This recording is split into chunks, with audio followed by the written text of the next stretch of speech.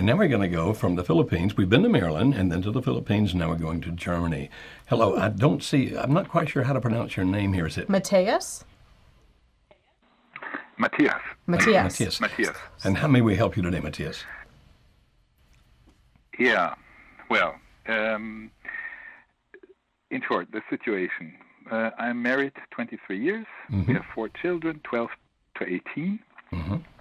We are both of Christian faith. And, in about 2016, a woman was sent into our home to help our children with their diabetes. Mm-hmm. So she visited us very often. And in the beginning of 2017, my wife started a too deep friendship with this woman. Mm-hmm. And it turned out to be at least an emotional affair in the beginning. And, in 2018, so about 1 year later, I found out that it was way more than that. Mm-hmm. And I confronted her about that. And she said she's sorry to have hurt me, but she refused to give up. She called it a friendship. I won't give up this friendship. Mm-hmm. And instead, she moved out in June 2018 and left me and 3 of the kids. Mm-hmm. And first, she didn't take any kids with her, moved out to a flat in the neighborhood and back and forth, then on our property into an empty flat, and then back again in the neighborhood in her father's flat that was empty. And now she has taken a flat about 800 meters away and has one of our daughters there. Mm. And, I found out about your site about half a year ago or so, and in the first half, so basically since the mid 2018 till Christmas, I was doing everything wrong.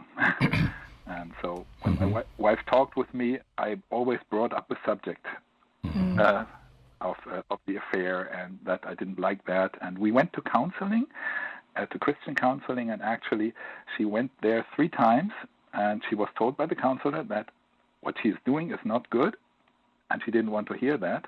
And she wanted to focus on me, wanted her to focus on me, which we did one time, and then that was okay for her. But then when the counselor again said, but also you have to change something, you have to leave this woman, then she got angry or cried and went out of the room, and then she stopped counseling.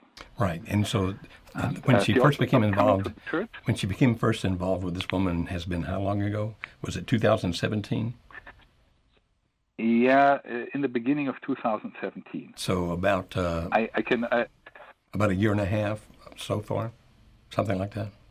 Yeah, let's say in January 2017 they changed from the German Sie to a you, which is a step when you become friends. And obviously that was very unprofessional of this woman because, she's not supposed to destroy the family, but to help. Right, I understand. And specifically, what's your question for us? How may we help? Yeah. Well, since it has been going on for such a long time, and I have not yet heard any definite thing from her in all the time. Of course, I'm very much tempted to bring up the subject again. And what would you expect to accomplish? You brought up the subject before, and when you brought up the subject before, she's always turned again away from you. So what makes you think you would accomplish something if you brought it up again? Well, I of course, I will not bring it up in a way that I will grumble about it or anything. But obviously, I would like to know. Well, how long does she want to think about it anymore? So basically, when we had our anniversary in March this year, we talked about everything. So we also talked about what I just asked her, what do you want? What do you want to accomplish in the next year? And then she said, well, if we come together, that will take a long time. Okay. And I thought, so at least she left the possibility open. I mean, she left the door ajar that there is a possibility that you can get back together. Is that what I just heard? Yes. Okay. And none of us talked about divorce yet. Okay, that's a good thing. That's a very good thing. In the situation that you're describing, the fact that she's involved with another person, right now we're going to leave gender out of it and just talk about that. The fact that she's involved with another person and has a deep emotional connection with this person, you said it first started as a friendship that went too deeply and then it progressed from there. The same kinds of things that you would do if she were involved with the guy, it's the same kind of things that you would do if she's involved with a woman. And that is, remember that people don't leave what they have unless they believe what they're going to is better. So right now, I'm not saying that her being with the other woman is better, but at least in her mind, she sees it as being better. And what you have said to us is that she sees it as better to the point that if anybody tells her that she is wrong, that she shouldn't be doing that she won't talk to them anymore. Now, that's telling you pretty clearly that logic is not going to be the answer here. Would you agree? Absolutely. Because what she's involved in is an emotional situation. Now, what we teach is that when you work on things like Kimberly talked about a couple of minutes ago called the pies, where you work on yourself physically, intellectually, emotionally, spiritually, and that's just stage one or phase one of what we call the love path. Then there's a phase two called acceptance, and there's actually 4 phases to this path. But the reason that you do those things is because when you have an extremely intense emotional relationship with a person outside the marriage, they tend to have a shelf life. What I mean by that is they tend to only last so long. Mm-hmm. And then when they finally do come to an end, what you want it to be is this. If the principle is that people don't leave what they have unless they're going to, what they're going to is better, is that you want it to be that when that finally begins to fade, and in about 1.5 years now, is that what we were hearing, roughly? Mm-hmm. Okay. Then when that finally does begin to fade, which might take a little while, that she sees you as being better with the other person. And that's why you don't try to talk her out of it, because you've already told us that logic's not working with her. And so what you do then is you work on you to become the best you that you can be. Mm-hmm. And that's the system that we teach, so that hopefully, when that finally does begin to erode, and it will, that she then looks at you and sees you as the best. What am I leaving out of that, Kimberly?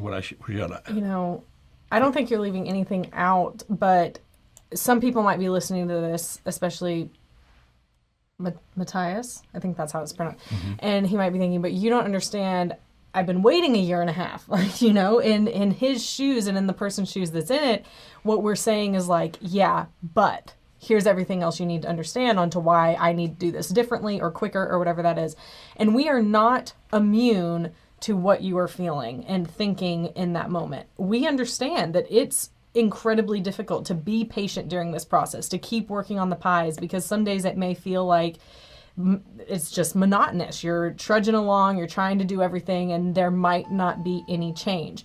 But the thing here to keep in mind is that not everything's going to change overnight or even in 6 months, unfortunately, or even maybe in 1 year or a couple of years. It's different for every single situation. And the fact that each situation is so different is why we teach 80% foundational principles, and then this extra 20% is much more of an art than a science. Mm-hmm. And that is the value of a great coach. Having someone who is unbiased about the situation, who's able to ask you questions and help you think things through from a different point of view so that you can make the best decisions, because you are having to deal with your emotions and your logic and the 3 kids you have at home in this situation and the one gone. I mean, there's just a lot going through, and we can't give you in 5 minutes what you should do with that. And if we did, you shouldn't listen to it, because we don't understand it in that. So what we try to do in this program is teach those foundations. And of course, we have coaches that are amazing,